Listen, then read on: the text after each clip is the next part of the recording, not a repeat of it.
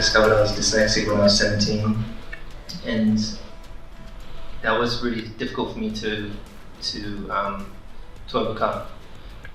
Because I was spending basically 3 days at school.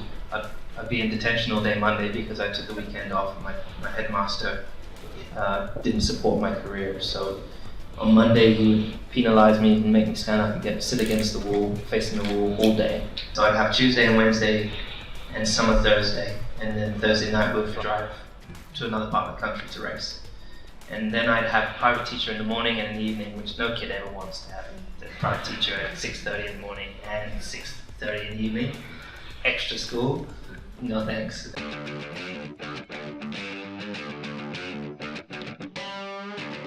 Been racing since I was 8, so and particularly when I got to Formula 1, just within the teams you've got over 1,000 people, and it's always been very few women, very few people of colour. And I've generally always been the only person of colour in meeting rooms. And these are questions that I've been asking over a long, long time, but never really having been able to challenge it, perhaps. And so I started this commission it must be nearly 2 years ago now, just trying to find what the barriers were for people of colour trying to get into our sport through STEM subjects, why people in underserved communities aren't getting into STEM subjects. And we found all this data that we were able to then provide to the sport, to our team, and now we're on this journey of trying to make it more inclusive and create more better pipeline into engineering.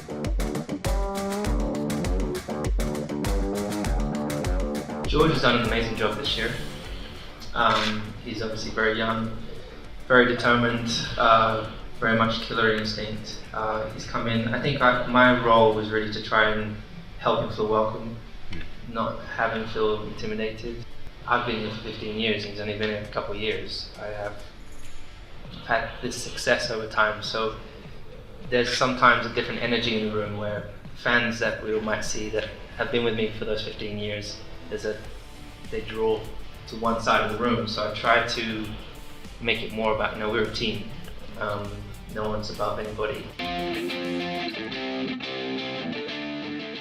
So there's going to be two different types of surface here. So the old surface and the new surface. So the friction will be different on those different surfaces. So when you go to the new stuff, it's darker, so we'll gain more, have more heat, but should have a lot more grip. But then you go to the old stuff and it'll be more sliding, more temperature in the tires. So managing that through the lap's going to add to the characteristics of the circuit.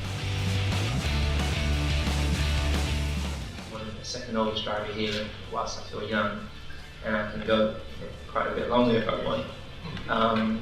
There's going to be an afterlife, and I think most.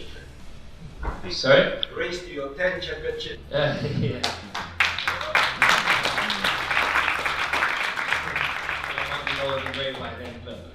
So I'm going through this journey right now, trying to discover what it is that I want to do after. But because we're so single-minded, so focused on being the best you can be, you lack time to do other things as well. So then usually the whole world comes to a stop for an athlete when they do retire, and they're like, what am I doing next? So that's why I'm trying to put these things in place. So afterwards, it's a very easy transition.